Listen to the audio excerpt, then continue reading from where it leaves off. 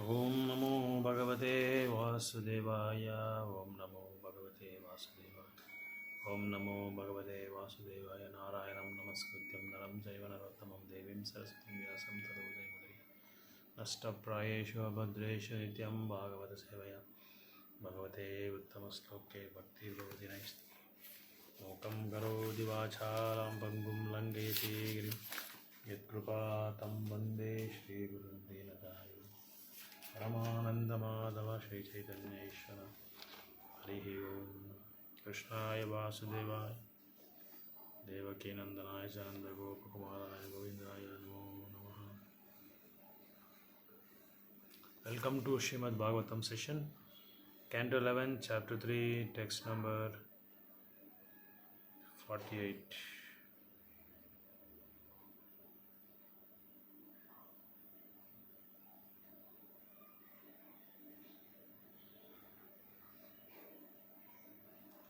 Text 48.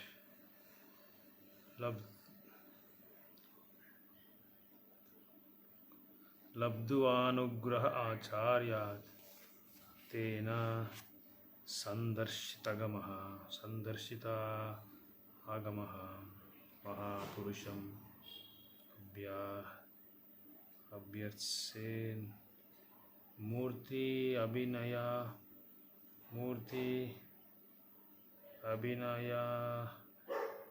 abhinavatyatmanaha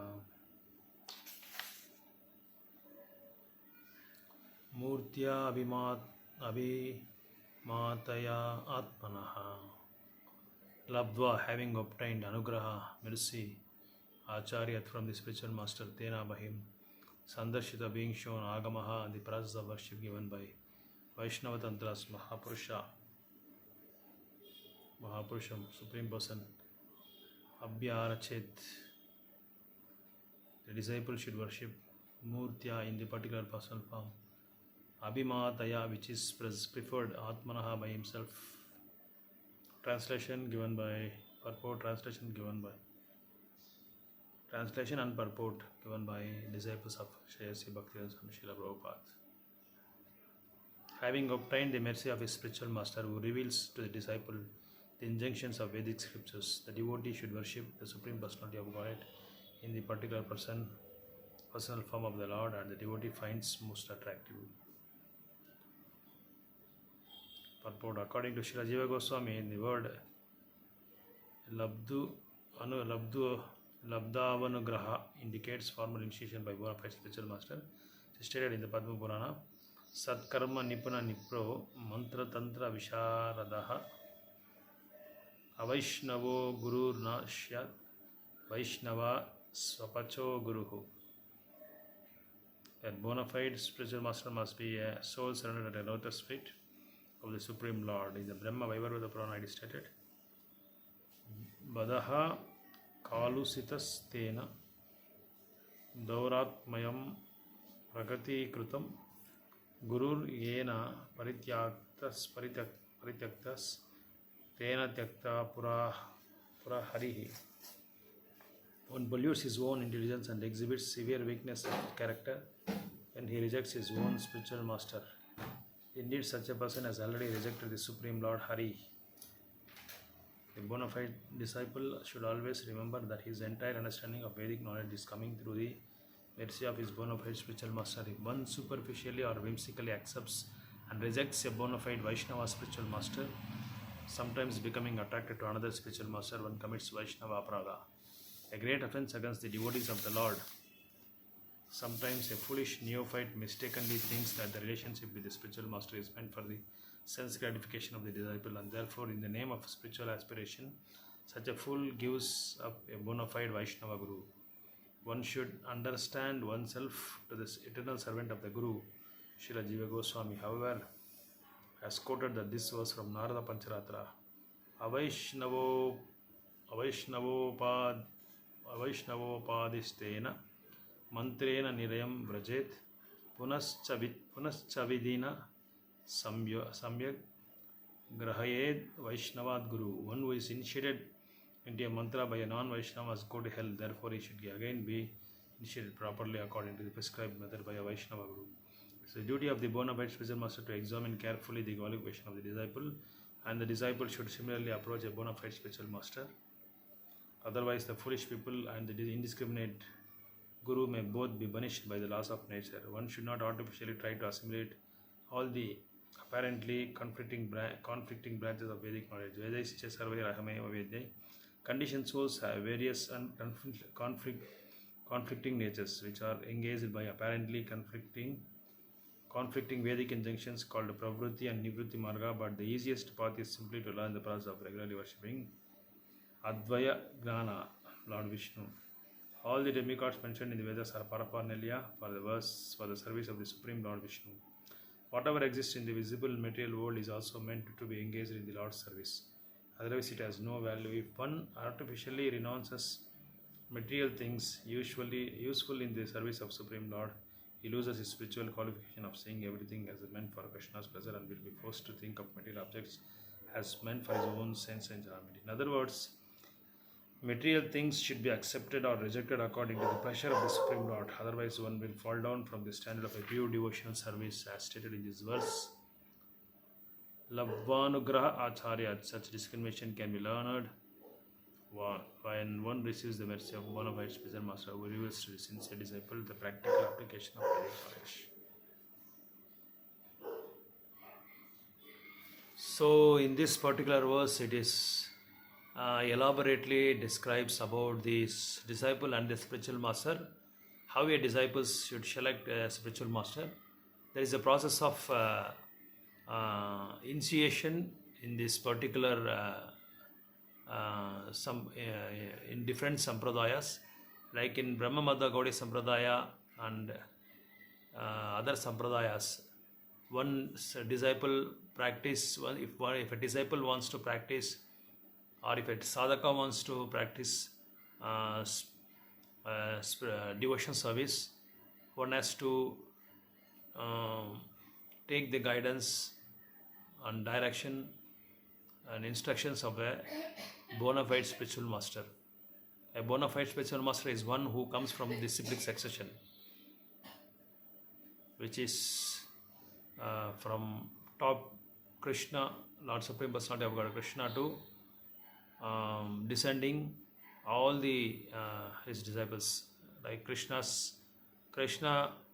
imparted Vedic knowledge to Brahma, Brahma to Narada, Narada to Vyasadeva, and Vyasadeva to Padmana. So like this it goes on, the disciplic section goes on, and the real bona fide disciples accepts the bona fide spiritual master. If a disciple pretends that as if he wants to get initiation from a spiritual master and does all sorts of irreligious activities, then his way to hellish planet will definitely be confirmed. Similarly, a guru also should be bona fide, and a guru also should impart the pure Vedic knowledge to his disciples. And this qualification of a spiritual master is to deliver the messages, whatever he has heard from his previous acharyas or from his spiritual master. So the spiritual master is fully conversant with all the matters, all the scriptural injunctions, spiritual knowledge in depth through all from all the Vedas and Shastras. So one should be very qualified in such a way that he should deliver the particular disciple from this material world to the spiritual world. So if a disciple takes initiation or mantra from a non-devotee or a non-Vaishnava, definitely his seat will be confirmed. His ticket will be confirmed into hellish planet. Therefore, he should again be initiated properly according to the prescribed method of a Vaishnava guru. So it is the duty of the bona fide spiritual master to examine the student or his disciple whether he is qualified to get the initiation or not. That should be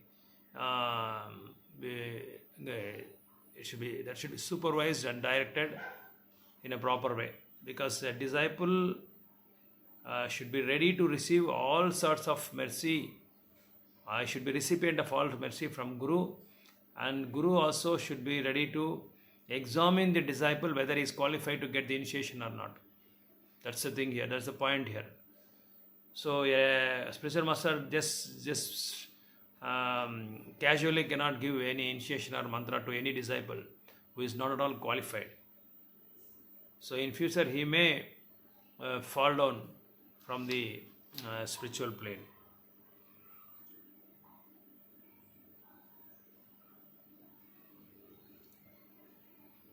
So in both the ways, spiritual master and the disciple should be very potential to receive the knowledge and deliver the knowledge. According to Jiva Goswami, a bona fide spiritual master should be a soul surrendered at the lotus feet of Krishna. In Brahma Vaivarata Purana also it is stated that one pollutes his own intelligence and exhibits severe weakness of character when he rejects his own spiritual master. Indeed, such a person has already rejected the Supreme Lord Hari.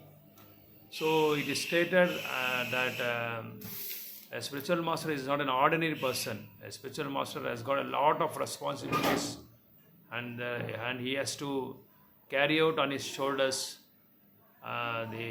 if a disciple falls down also, he has to take again the birth. A spiritual master has to take the birth, and again he has to deliver that particular disciple from this material pangs to material world to the spiritual world. There is a great responsibility, and there is a great is answerable.